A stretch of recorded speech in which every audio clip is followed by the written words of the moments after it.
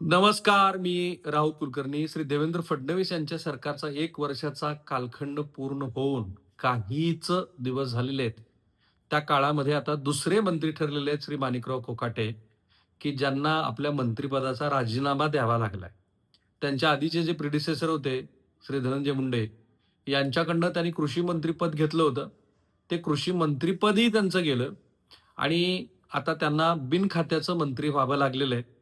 आणि असं दिसतंय, की माणिकराव कोकाटेंनी निहित पद्धतीप्रमाणे श्री देवेंद्र फडणवीस यांच्याकडे राजीनामा न देता अजूनही आपल्याला अजित पवार वाचवतील, अशी त्यांची धारणा असल्यामुळं कारण कदाचित अजित पवारांनी त्यांना असं सांगितलं असावं, की शुक्रवारपर्यंत पाहू. जर तुमच्या संदर्भामध्ये हायकोर्टाने निर्णय दिला, की तुमच्या शिक्षेला स्थगिती आणि शिक्षेच्या स्थगितीनंतर मग कदाचित तुमच्या मंत्रिपदाबद्दलचा आपण विचार करू. तर असं काही होताना दिसत नाहीये.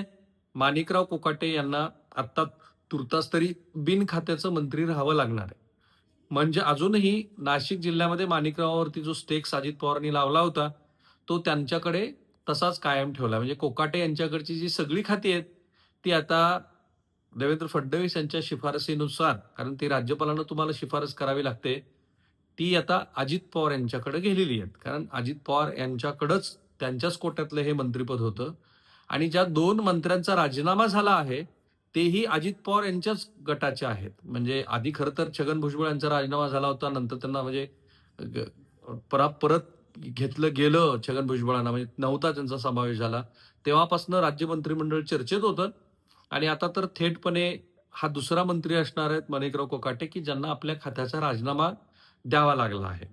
म्हणजे ज्या एकनाथ शिंदे यांच्याकडच्या शिवसेनेतल्या अनेक मंत्र्यांच्या कथित वादग्रस्त आणि कथित भ्रष्ट प्रकरणाची चर्चा होते. पण प्रत्यक्षामध्ये जो काही खेळखंडोबा होतोय तो अजित पवार यांच्याकडनंच होतोय. क्रोनॉलॉजी सगळ्यांना माहिती आहे. 30 वर्षापूर्वीचं प्रकरण आहे. म्हणजे आपल्या न्यायव्यवस्थेला सुद्धा सलाम केला पाहिजे, की 30 वर्षापूर्वी माणिकराव कोकाटेंनी स्वतःच्या भावासाठी आणि त्यांच्या इतर सहकाऱ्यांसाठी ई-डब्ल्यू-एस इकॉनॉमिकली वीकर सेक्शन यांच्यासाठी ज्या सदनिका होत्या, त्या नाशिकमध्ये घेतल्या म्हणजे ढापल्या आणि आता ते प्रकरण त्यांच्या अपोनंट असलेल्या मंडळींनी 30 वर्ष चालवलं. त्यांच्याही हिमतीला दाद दिली पाहिजे कारण सोपं नाहीये. मग कनिष्ठ न्यायालयाचा निवाडा आला आणि त्याच्यामध्ये माणिकराव कोकाटे यांना 2 वर्षाची शिक्षा झाली. त्या शिक्षेवरती अपील झालं आणि तेव्हा त्यांनी असं म्हटलं होतं, की नैतिक वगैरे काही मुद्दा नसतो. आम्ही कायदेशीर मुद्द्यावरती बघू आणि तेव्हाच राजीनामा दिला असता तर कदाचित पुढच्या सगळ्या भानगडीच टाळल्या असत्या. पण अर्थात माणिकराव कोकाटे जे 5 टर्मचे आमदार आहेत, त्यांना दीर्घकाळानंतर असं मंत्रिपदही कॅबिनेट दर्जाचं मिळालं होतं. त्यामुळं कोणी असं सहजासहजी सोडेल त्यांनी ते शेवटपर्यंत लांबवण्याचा प्रयत्न केला आणि आता त्यांना काय लांबवता येणार नाहीये तेही मी तुम्हाला सांगणार आहे. पण त्या लांबवण्याच्या प्रक्रियेमध्ये माणिकरावांची उलटी बदनामी झाली. आधी तर त्यांचं कृषी मंत्रिपद काढून घेतलं. मग त्यांच्याकडे हे क्रीडा आणि युवा कल्याण वगैरे खातं दिलं, तुलनेनं अत्यंत कमी महत्त्वाचं. त्याही खात्यामध्ये माणिकराव रमायला लागलेत असं वाटत होतं. तेवढ्यात आता हा नवीनच बालंट आलं आणि 30 वर्ष जुनं म्हणजे मी मगाशीच म्हटलं, की नशिबाचे फासे कसे उलटे पडायला लागले, की तुम्ही कितीही ताकदवान असा आणि म्हणून हा भल्या-भल्यांना इशारा असतो. तुम्ही कितीही ताकदवान असा, पण एकदा जर का तुमचे नशिबाचे फासे उलटे-पालटे पडायला लागले, की तुमचं काहीही होऊ शकतं. तसं माणिकराव कोकाटे यांचं झालं आणि आज त्यांना राजीनामा द्यावा लागला आणि तो राजीनामा त्यांनी जाणीवपूर्वक अजित पवार यांच्याकडे दिला. एकतर पार्टी हायकमांडला तो सादर करावा लागतो वगैरे तिथपर्यंत ठीक आहे. पण राज्य मंत्रिमंडळाचा प्रमुख हा मुख्यमंत्री असतो आणि मग तो मुख्यमंत्र्याकडं बहुतेक अजित पवारांनी सांगितलं असावं, की तुम्ही या संदर्भामध्ये राज्यपालाकडे शिफारस करा आणि त्याप्रमाणे राज्यपालाने ती शिफारस स्वीकारली. आता माणिकरावांना काय टाळता येण्याची शक्यता नाही असं दिसतंय आणि ते म्हणजे त्यांची अटक. आता ते लीलावती हॉस्पिटलमध्ये म्हणजे 6व्या माळ्यात कुठल्यातरी आय-सी-यूच्या इथे दालनात उपचार घेतायत. त्यांचा बीपी शूट झालाय. साहजिक आहे बीपी शूट होणं, कारण दीर्घकाळानंतर त्यांना ते मंत्रिपद मिळालं होतं. म्हणजे त्यांना मला तर असं वाटतं, की ते मंत्रिपद नको अशी म्हणायची शेवटी वेळ त्यांच्यावरती आलेली आहे. कारण त्यांना आता बिनखात्याचं मंत्री बनावं लागलंय. सो माणिकराव कोकाटे यांना आता आपली अटक टाळता येते का हा खरा मुद्दा आहे. कारण त्यांच्या याचिकेसंदर्भात कारण त्यांना वरिष्ठ म्हणजे कनिष्ठ न्यायालयाने शिक्षा दिली, जिल्हा न्यायालयात, सत्र न्यायालयात ती कायम झाली आणि सत्र न्यायालयात कायम झाली. त्याच्यानंतर हायकोर्टात आता त्या संदर्भामध्ये तुम्हाला जामीन घ्यावी लागणार आहे. युज्युअली अशा केसमध्ये जामीन मिळतो आणि प्रकरणं पुढे चालत राहतात. पण हायकोर्टाने या केसमध्ये सांगितलं, की तुम्हाला घाई आहे, आम्हाला काही घाई नाहीये. आणि म्हणून मग ते आता प्रकरण शुक्रवारी सुनावणीला आलं.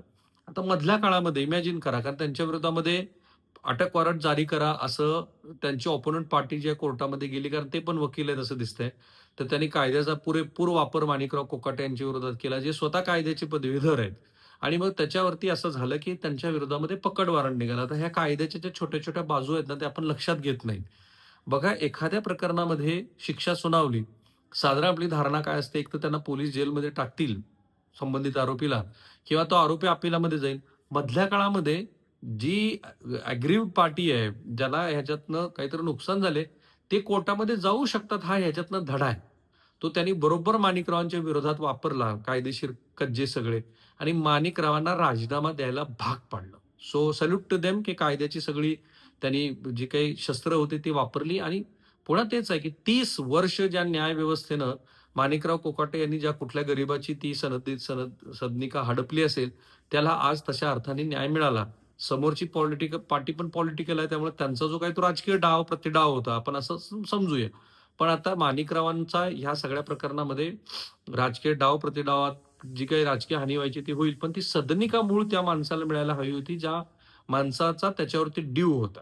महाराष्ट्राच्या राजकारणात ज्याची मी आता सुरुवात केली होती, 232-33 वगैरे मॅन्डेट घेऊन सरकार स्थिर नसतंच कधी. हे मी त्याही दिवशी म्हटलं होतं, ज्या दिवशी निकाल आला.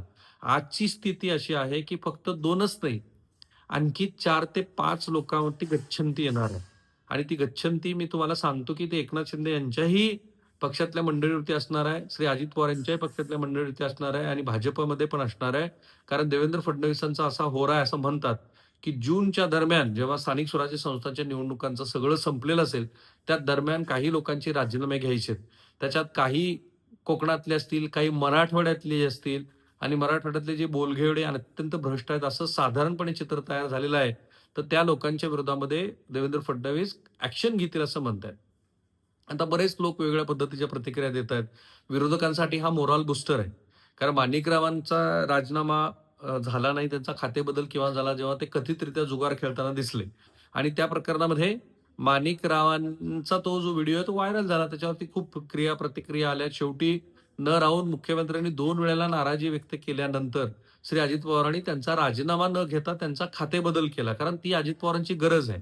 नाशिकसारखा मोठा जिल्हा जो अगदी श्री शरद पवारांपासून राष्ट्रवादी काँग्रेसचा, म्हणजे तेव्हाच्या काँग्रेस आणि नंतरच्या राष्ट्रवादी काँग्रेसचा पाठीराखा राहिलाय. तिथं आता राष्ट्रवादी काँग्रेसला छगन भुजबळांच्या ऐवजी काय, आता भुजबळांचं वय आणि पुन्हा त्यांचं कथित असलेलं सख्य प्रेम अजित पवारांचं, ते पाहता त्यांना दुसरे पर्याय उभा करणं गरजेचं होतं. ते पर्याय त्यांनी माणिकरावांच्या रूपाने पाहिले. पण ते काही सक्सेसफुल झाले नाहीत. आणि म्हणून आता माणिकराव कोकाटे हे बिनखात्याचे मंत्री झालेत. आणखी 4 ते 5 जणांचे नंबर लवकरच लागणार आहेत. याचा अर्थ इतकं सगळं मॅन्डेट असून सुद्धा सरकार 5 वर्ष स्थिर असेल, राहील वगैरे, ह्या गोष्टीला काहीही अर्थ नसतो. आणि म्हणून विरोधकांनी पण हे लक्षात घ्यायला हवं. ठीक आहे, तुमचे हात सगळ्यांच्या दगडाखाली अडकलेले आहेत. पण तुम्ही जर सर्वसामान्य लोकांचे मुद्दे घेऊन जनतेत गेलात, तरच तुम्हाला लोकं स्वीकारतील. अन्यथा हे असंच चालू राहणार आहे. कारण तुम्ही पण तेवढेच निष्क्रिय आहात, जे या अशा माणिकराव कोकाटे आणि तत्सम मंडळींच्या कारभारातनं दिसतंय. थांबूया आपण इथे.